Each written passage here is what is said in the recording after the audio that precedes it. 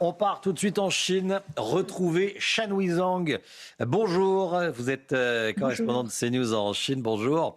Journaliste CGTN à Pékin. Je voulais qu'on revienne sur la visite de Friedrich Merz, le chancelier allemand en Chine. Visite de 2 jours. Il a été évidemment question d'économie, bien sûr. Le chancelier allemand pendant 2 jours en Chine. Qu'est-ce qu'il en ressort de ces 2 jours ? Eh bien, c'était 2 jours avec des visites et aussi des résultats très fructueux, déjà avec 12 accords signés entre les institutions et entreprises, couvrant l'industrie, la mécanique, l'énergie, la finance, l'automobile ou encore la logistique du e-commerce. Parmi les acteurs, les grands acteurs, Siemens, Airbus, BMW, Bosch, CATL, NIO, JT.com, DHL, ICBC, Bank of China, ainsi que la ville de Taicang dans la province du Jiangsu. Donc ça a été très marqué, très riche et en même temps aussi cette touche de l'intelligence artificielle qui a beaucoup intéressé Friedrich Merz puisqu'il s'est rendu à Hangzhou dans la province du Zhejiang pour voir Unitree Robot qui aujourd'hui détient près de 70% du marché mondial des robots humanoïdes. Et là, il a découvert cette innovation du robot, de cette technologie chinoise. Ouais.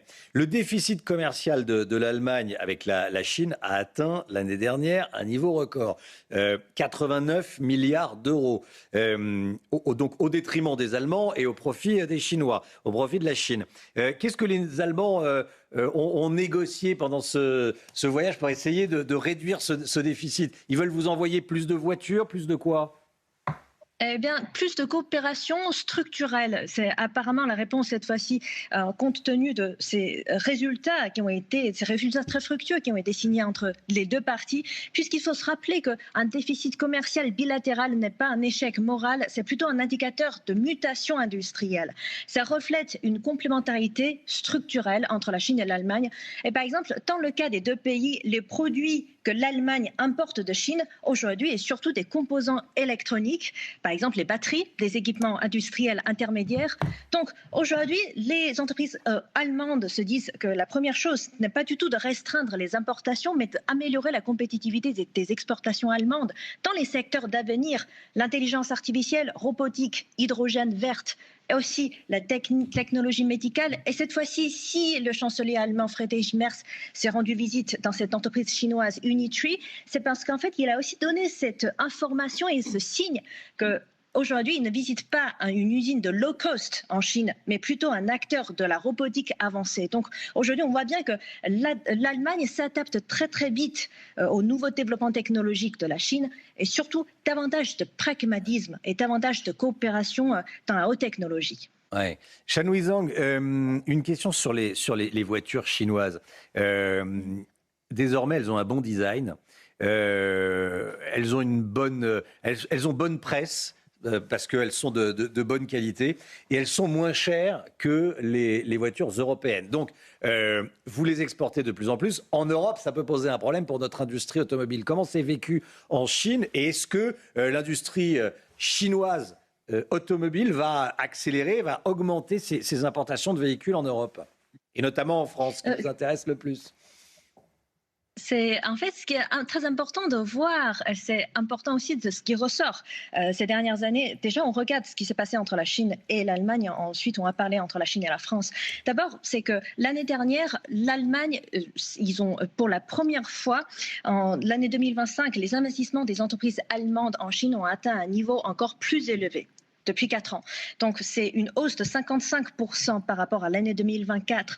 Donc, ça veut dire que les entreprises allemandes aujourd'hui sentent qu'il y a davantage d'opportunités à saisir en Chine. Et parmi ces entreprises-là, on peut énumérer plusieurs entreprises de voitures allemandes qui aujourd'hui investissent davantage en Chine.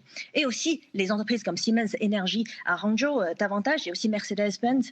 Et tout ça donne un signe, c'est qu'aujourd'hui, il y a des avantages à bénéficier du côté de la Chine. C'est que ce n'est plus purement dans la logique conflictuelle pour développer l'industrie des voitures, mais plutôt comment mieux servir la Chine comme un centre d'innovation et aussi comment mieux profiter de ces avantages dans l'électrique, dans l'automatisation, dans les batteries et aussi dans l'intelligence artificielle intégrée dans les voitures électriques qui sont aujourd'hui très branchées et très populaires sur le marché mondial. Donc la question n'est pas si c'est une menace ou pas pour le marché européen, mais surtout comment gérer cette interdépendance industrielle dans un monde où aujourd'hui on voit davantage l'innovation va de plus en plus vite et même cette vitesse a dépassé la politique. Donc le marché automobile mondial est en pleine transformation. Quand on parle de l'électrification, de digitalisation, là aujourd'hui on voit ces possibilités de coopération, co-développée, co-innovation entre les entreprises chinoises et allemandes et aussi entre les entreprises françaises et chinoises. Je me rappelle encore déjà les entreprises françaises qui sont venues vers moi en me disant que voilà, les 20 premières années quand on investit en Chine, on veut utiliser le marché chinois. On produit en Chine pour le marché chinois. Aujourd'hui, on veut davantage importer les technologies chinoises en Europe parce que nous connaissons bien le marché européen. Donc nous souhaitons utiliser notre plateforme et notre connaissance sur le marché européen pour faciliter l'introduction de ces technologies, de la haute technologie chinoise en Europe. Et cela pourrait être une nouvelle opportunité pour les entreprises françaises et allemandes, surtout dans l'industrie d'automobile. Bon, on verra si c'est des opportunités pour nos industries, mais en tout cas, oui, il y aura de plus en plus de voitures chinoises, en tout cas. C'est ce que je retiens. Merci beaucoup, Shan Weizong. Merci à vous d'avoir été en direct.